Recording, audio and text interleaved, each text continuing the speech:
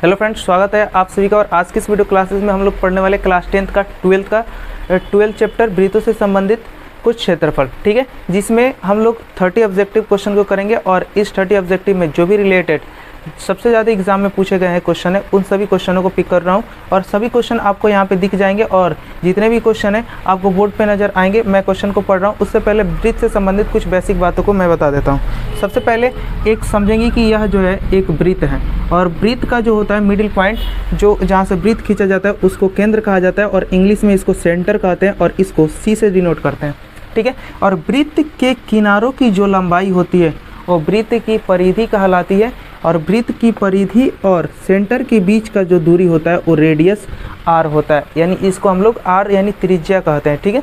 अब यहाँ पे समझेंगे सबसे ज़रूरी बात, इसमें 12 चैप्टर में सबसे ज़रूरी बात क्या है कि इसमें जितने भी फार्मूले होते हैं उन सभी फार्मूलों को अगर अच्छे तरीके से आप कर लेते हैं तो आपको वहाँ से सारे के सारे क्वेश्चन बन जाएंगे। जैसे सबसे पहला क्वेश्चन यहाँ पे आता है कि वृत्त की परिधि क्या होता है। वृत्त की परिधि, वृत्त की परिधि, तो वृत्त की परिधि आप सभी जानते हैं 2 पाई आर होता है। क्या होता है? 2 पाई आर, आप सभी को पता होगा, ठीक है। अब और यहाँ पे याद रखेंगे वृत्त जो होता है ना, वृत्त समझने का प्रयास करेंगे। ये वृत्त है, और इस वृत्त के दो बिंदुओं पर एक जो रेखा काटते हैं उसको हम लोग बोलते हैं जीवा। क्या बोलते हैं? जीवा कहते हैं, ठीक है। और याद रखेंगे जो जीवा केंद्र से होकर के जाती है उसको हम लोग व्यास कहते हैं, और इसको याद रखेंगे वृत्त की सबसे बड़ी जीवा को भी व्यास कहा जाता है, इसको भी याद रखेंगे, ठीक है। क्वेश्चन एक बार पूछा गया था। और व्यास जो होता है उसको डी से डिनोट किया जाता है, और यह जो होता है यहाँ से यहाँ त्रिज्या और यहाँ से यहाँ एक त्रिज्या होता है, यानी जो वृत्त का व्यास होगा, वृत्त का व्यास मैं यहाँ पे लिख देता हूँ, समझने का प्रयास करेंगे। वृत्त का व्यास, वृत्त का व्यास जो होगा इसको हम लोग डी से डिनोट करते हैं, और यह किसके बराबर होता है? एक आर और एक आर, 2 आर के बराबर होता है, यानी डी जो होता है वो 2 आर के बराबर होता है, याद रखेंगे, ठीक है। और यहाँ पे समझने का प्रयास करेंगे, और यहीं से अगर आर पूछा जाए किसके बराबर होगा तो व्यास की आधी होगी। देखिए आर से 2 गुना कर रहा है तो इधर आएगा तो क्या होगा? भाग करेगा, d/2 हो जाएगा, ठीक है। इस बात को आप सभी जानते हैं, ठीक है। अब यहाँ पे समझने का प्रयास करेंगे, और एक क्या होता है? वृत्त का क्षेत्रफल, ठीक है। तो आप समझ गए होंगे, इसको स्क्रीनशॉट ले लेंगे, और इसके साथ साथ मैं बता देता हूँ वृत्त का क्षेत्रफल, ठीक है। इसको हम लोग लिख देते हैं r बराबर d/2। अगला क्या होता है? वृत्त का क्षेत्रफल। तो वृत्त का क्षेत्रफल कहते कि क्या होता क्या है? तो याद रखेंगे वृत्त का क्षेत्रफल होता है पाई आर स्क्वायर। ये तीनों फार्मूले बेसिक तौर पे आप सभी को पता होगा, और इससे संबंधित जो भी थ्योरी आएंगी उन सभी को क्वेश्चन के साथ करते हुए चलते हैं। सबसे पहला क्वेश्चन क्या है, और आप सभी के स्क्रीन पर दिखाई दे रहा होगा। नंबर 1 है कि दो वृत्तों का क्षेत्रफल 4:9 के अनुपात में है, इसकी त्रिज्या का अनुपात क्या होगा? 4 ऑप्शन दिए गए हैं। सबसे पहले इस टाइप के क्वेश्चनों को समझते हैं कैसे। जैसे कि हमें बोला है कि क्षेत्रफल का अनुपात, अगर मान लीजिए क्षेत्रफल का, याद रखेंगे क्षेत्रफल का अनुपात, क्षेत्रफल का कॉन्सेप्ट समझते हुए चलेंगे, और इसको नोट भी करना है। क्षेत्रफल का अगर अनुपात याद रखना है A/B है, A/B है, तो याद रखेंगे जब भी पूछे परिधि या त्रिज्या का अनुपात, परिधि या त्रिज्या का अनुपात क्या होगा, त्रिज्या का अनुपात क्या होगा, तो याद रखेंगे वो हो जाता है √A का A अनुपात √B, √A अनुपात √B हो जाता है, √A अनुपात √B हो जाता है, ठीक है। तो इस आधार पे क्वेश्चन नंबर 1 का आंसर आप सभी बताएंगे। यहाँ पर देखेंगे कि जो क्षेत्रफल का अनुपात था वो 4:9 है, ठीक है। क्षेत्रफल का अनुपात कितना है दोस्तों? तो याद रखेंगे क्षेत्रफल का अनुपात 4:9 है।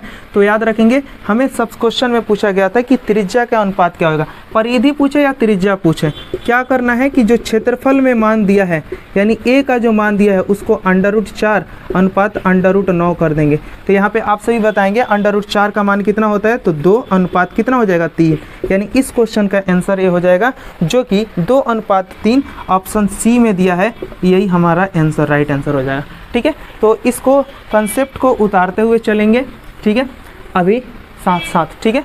नेक्स्ट क्वेश्चन की तरफ बढ़ते हैं, और नेक्स्ट क्वेश्चन क्या है, और नेक्स्ट क्वेश्चन बहुत ही आसान दिया हुआ है, ठीक है। क्वेश्चन नंबर 2 है कि कोण कोण थीटा वाले त्रिज्या खंड का क्षेत्रफल क्या होता है। तो ये भी कंसेप्ट है, ये फार्मूला है, यानी कोण अगर थीटा है, थीटा कोण वाले त्रिज्या खंड का क्षेत्रफल, त्रिज्या खंड का जो क्षेत्रफल होता है, याद रखेंगे क्या होता है। सबसे पहले तो याद रखेंगे थीटा बटे 360 पाई आर स्क्वायर। कैसे होता है इस बात को हम बता रहे हैं, ध्यानपूर्वक समझेंगे। सबसे पहले ये एक वृत्त है, ठीक है, और त्रिज्यखंड क्या होता है। तो देखिए वृत्तखंड और त्रिज्यखंड दो चीज़ होता है। वृत्तखंड क्या होता है और त्रिज्यखंड क्या होता है, इसमें बच्चे कंफ्यूज हो जाते हैं। अगर कोई वृत्त का अगर खंड यानी दो भागों में, खंड मतलब टुकड़ा होता है, अगर दो भागों में उसके जीवा से किया जाता है तो वो जो कहलाता है वो वृत्तखंड कहलाता है। ये जो कहलाएगा वृत्तखंड कहलाएगा। लेकिन अगर त्रिज्या से अगर किसी वृत्त को खंडित किया जाएगा तो उसको हम लोग त्रिज्यखंड कहेंगे, ठीक है। तो यहाँ पे बताएंगे त्रिज्यखंड कहलाएगा, ये वृत्तखंड कहलाएगा। और जो खंड याद रखेंगे छोटा होता है उसको लघु त्रिज्यखंड कहते हैं, और जो बड़ा होता है उसको दीर्घ त्रिज्यखंड कहते हैं। ये लघु त्रिज्यखंड होगा, ये दीर्घ त्रिज्यखंड होगा, लेकिन इसमें ये लघु वृत्तखंड कहलाएगा और ये दीर्घ वृत्तखंड कहलाएगा, ठीक है। तो सबसे पहले समझते चलते हैं, हमें त्रिज्यखंड की बात करते हैं। मान लीजिए कि ये एंगल क्या बनेगा, थीटा। एंगल कुछ भी हो सकता है, थीटा होगा, ठीक है। अब ये थीटा एंगल बन रहा है तो याद रखेंगे वृत्त का क्षेत्रफल क्या होता है, पाई आर स्क्वायर। और याद रखेंगे कि वृत्त के केंद्र पर जो बना हुआ कोण होता है वो 360 डिग्री होता है। कुल कोण जो है 360 डिग्री का है, और ये जो एंगल है थीटा है, और पूरे वृत्त का जो क्षेत्रफल होता है वो होता है पाई आर स्क्वायर। इसीलिए त्रिज्यखंड का जो क्षेत्रफल हो जाएगा वो याद रखेंगे theta by 360 pi r square होता है। इसको नोट कर लेंगे। और इस क्वेश्चन का आंसर, सेकंड नंबर क्वेश्चन का आंसर आप सभी जल्दी बताएंगे क्या हो जाएगा दोस्तों। तो यहाँ पे क्वेश्चन नंबर किस में दिया हुआ है, ऑप्शन नंबर डी में दिया गया है। ये भी क्वेश्चन 2016 में पूछा हुआ था। तो उम्मीद करते हैं ये आपको ये क्वेश्चन समझ में आ गया होगा, ठीक है। क्वेश्चन नंबर 3 की तरफ बढ़ते हैं, और उससे पहले इसको हम लोग इरेज कर देते हैं। यहाँ पे क्वेश्चन नंबर 3 है कि एक वृत्ताकार पथ पर 3 धावक एक स्थान से दौड़ना शुरू करते हैं, और तो एक चक्कर लगाने में क्रमशः 1 घंटा, 3 घंटा और 5 घंटे लगते हैं। तो तीनों के प्रस्थान बिंदु पर मिलने में कितना समय लगेगा। ये क्वेश्चन 2015 में पूछा गया था। ये याद रखेंगे, ये वृत्त से रिलेटेड है। कोई वृत्ताकार पथ पर 3 व्यक्ति दौड़ रहे हैं। कौन कौन व्यक्ति दौड़ रहा है, ए दौड़ रहा है, बी दौड़ रहा है, मान लीजिए सी दौड़ रहा है, ठीक है। ए जो है 1 घंटे में दौड़ता है, बी जो है 3 घंटे में दौड़ता है, और सी जो है 5 घंटे में दौड़ता है। एक राउंड, ठीक है, एक चक्कर। तो मैं आपसे एक बार पूछना चाहता हूँ कि यह जो है अपने प्रारंभिक बिंदु से दौड़ना स्टार्ट किए तो बताएं कब मिलेंगे। तो याद रखेंगे सीधी सी बात कि हम लोग ऑब्जेक्टिव क्वेश्चन कर रहे हैं तो इसको ऑब्जेक्टिव के तौर पर ही करेंगे। याद रख लेना है कि इन तीनों के एलसीएम जो होगा ना, वही उतने घंटे बाद यह आकर के आपस में क्या होंगे, फिर से मिलेंगे। फिर मैं इसको विस्तार पूर्वक करूंगा तो बताएंगे 1, 3 और 5 का एलसीएम कितना हो जाएगा। तो 1 और 3 और 5 एक दूसरे से कटते नहीं है, तो ये आपस में मल्टीप्लाई हो जाएगा, और मल्टीप्लाई होगा तो 1 में 3 से गुना होगा, 3 और 3 5 कितना हो जाएगा, 15 घंटों बाद, जो कि किस में दिया है, और याद रखेंगे ऑप्शन डी में, यानी 15 घंटों बाद ये मिलेंगे। कैसे, क्या है क्वेश्चन में बोला गया है कि एक वृत्ताकार पथ पर एक धावक एक ही स्थान से दौड़ना शुरू करते हैं, और एक चक्कर लगाने में क्रमशः 2 घंटे, 4 घंटे और 6 घंटे के समय लगते हैं। तो तीनों को प्रस्थान बिंदु पर पुनः मिलने में कितने समय लगेगा। तो फिर से वही क्वेश्चन है, तो इस क्वेश्चन का आंसर आप सभी बताएंगे। 3 धावक हैं, मान लेते हैं कौन कौन है, ए बी सी 3 धावक हैं। क्वेश्चन नंबर 4 में बताया गया, और इनको 2 घंटा, 4 घंटा और 6 घंटा लगता है। 2 घंटे और 4 घंटे और 6 घंटे लगते हैं। तो याद रखेंगे, हम लोग ऑब्जेक्टिव क्वेश्चनों में इसको बना रहे हैं, तो याद रखना है कि इन तीनों का एलसीएम जो होगा उतने घंटों बाद ये आपस में मिलेंगे। तो बताएंगे 2, 4, एलसीएम ऑफ 2, 4 और 6 क्या हो जाएगा। तो बोलेंगे 2 का 4 होता है, 4 6 का एलसीएम 12 होता है, यानी 12 घंटे बाद ये आपस में फिर से मिल जाएंगे, ठीक है। तो उम्मीद करते हैं इस क्वेश्चन का आंसर आप सभी बता दिए होंगे। कितना होगा, ऑप्शन सी, 12 घंटे बाद।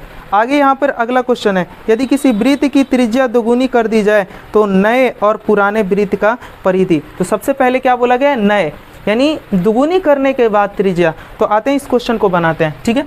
सबसे पहले जब भी इस क्वेश्चन में यहाँ पे दिया रहे तो कुछ ना कुछ त्रिज्या मान लेना होगा। तो मान लिया क्या कि किसी वृत्त की त्रिज्या r से डिनोट करते हैं त्रिज्या को, वो 1 है।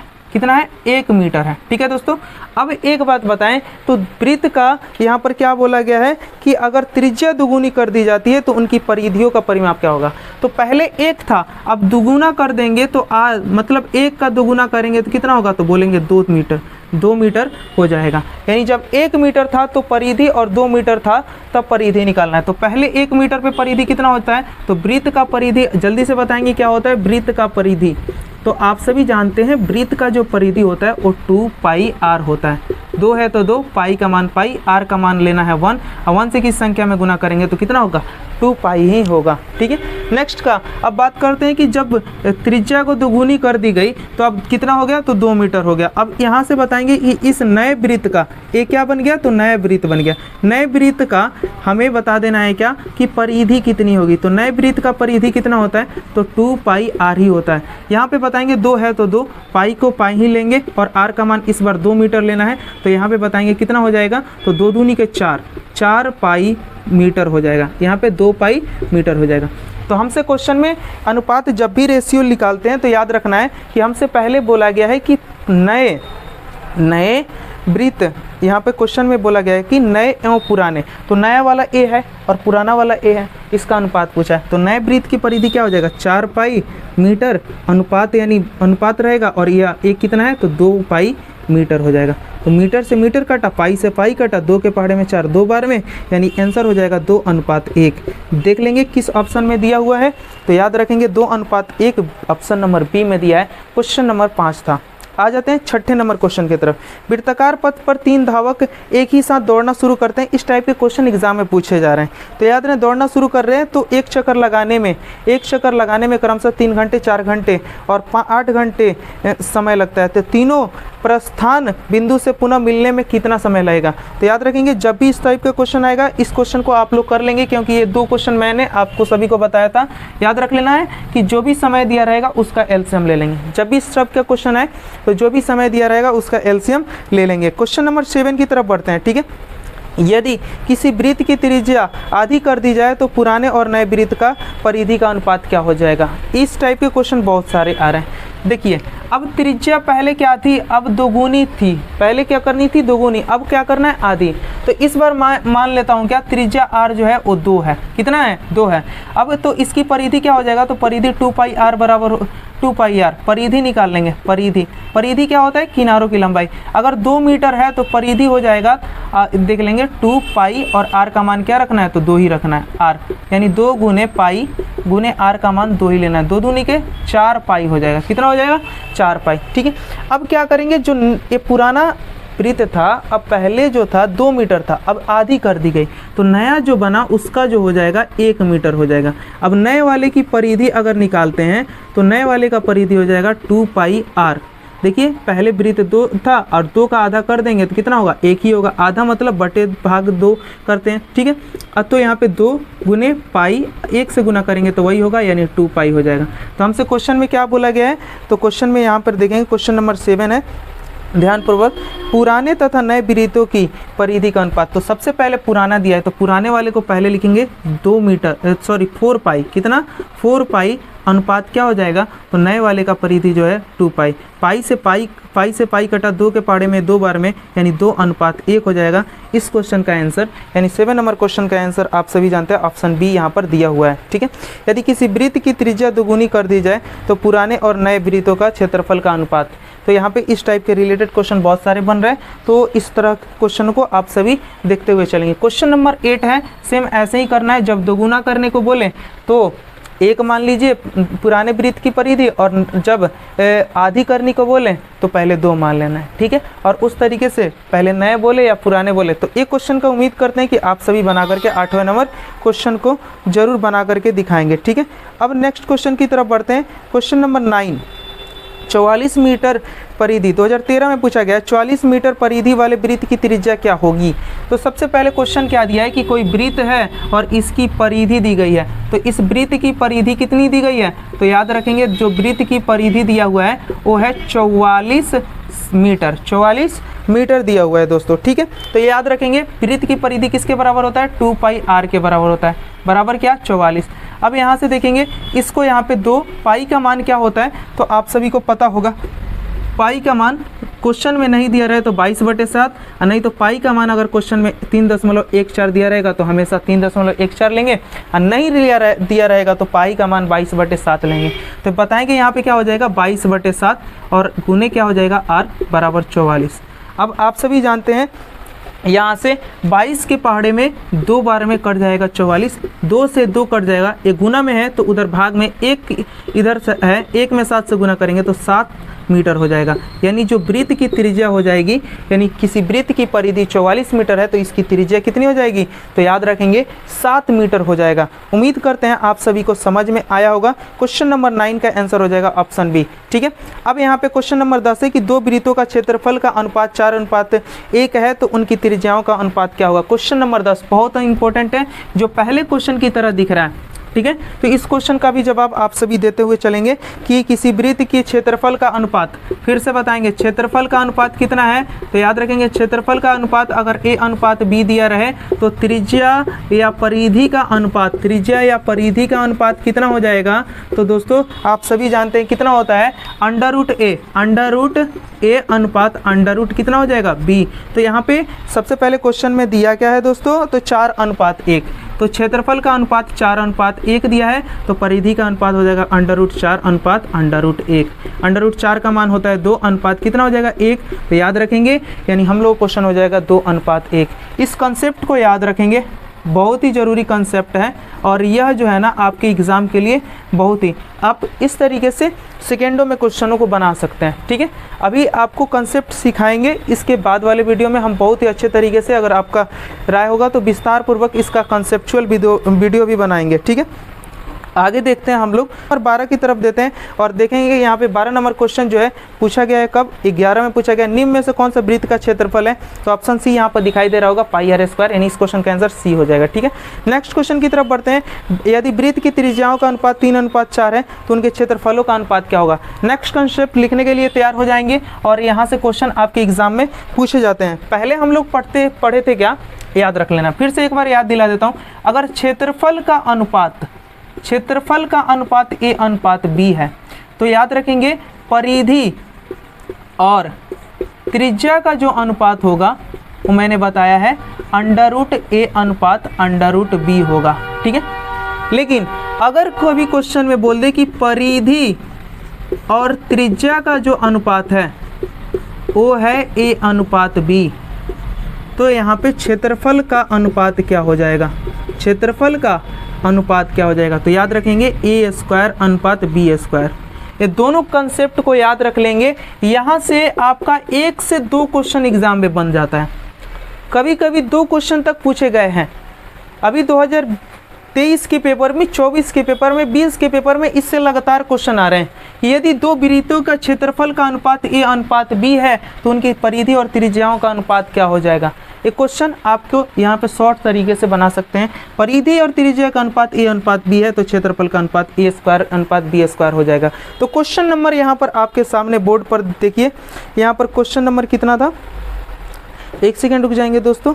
क्वेश्चन नंबर है आपके सामने 13 कि 2 वृत्तों की त्रिज्या का अनुपात 3:4 है तो उनके क्षेत्रफलों का अनुपात क्या हो जाएगा। यानी उनके त्रिज्याओं का अनुपात जो दिया है 3:4 है तो क्षेत्रफल का अनुपात 3 का स्क्वायर कितना हो जाएगा, तो याद रखेंगे 3 का स्क्वायर अनुपात 4 का स्क्वायर हो जाएगा। तो 3 का स्क्वायर 9 होता है और 4 का स्क्वायर कितना हो जाएगा 16, यानी हम लोग का जो आंसर हो जाएगा 9:16 हो जाएगा, जो कि ऑप्शन सी में दिया हुआ है। क्वेश्चन नंबर 12 यहाँ पर देखिए क्या दिया है, यदि वृत्त की परिमाप और क्षेत्रफल संख्यात्मक रूप से बराबर हो तो वृत्त की त्रिज्या क्या होगी। एग्जाम में पूछा जाएगा, पूरा गारंटी के साथ मैं बोल रहा हूँ कि ये एग्जाम में पूछा जाएगा, इसको नोट कर लेंगे। नेक्स्ट क्वेश्चन है और यहाँ पे नेक्स्ट क्वेश्चन आप सभी के बीच क्या है कि जो परिमाप है और क्षेत्रफल संख्यात्मक रूप से बराबर है, यानी जो परिमाप है और क्षेत्रफल जो है वो बराबर है, तो जब भी ये बराबर रहता है तो रेडियस का मान पूछा जाए तो याद रखेंगे हमेशा क्या होगा 2 होगा, क्योंकि परिमाप क्या होता है, तो परिमाप होता है 2 पाई r कितना होता है 2 पाई आर, और क्षेत्रफल क्या होता है पाई आर स्क्वायर। देखिए अब यहाँ से क्या होगा, पाई से पाई कट जाएगा, ठीक है। अब यहाँ देखिएगा आर स्क्वायर से ए आर गुना में बराबर के उधर जाएगा तो भाग में हो जाएगा, यानी आर स्क्वायर बटे आर बराबर क्या हो जाएगा 2। इस आर से स्क्वायर कट जाएगा, यानी आर का जो संख्यात्मक रूप से आएगा 2 इकाई आएगा। कितना आएगा 2 इकाई आएगा।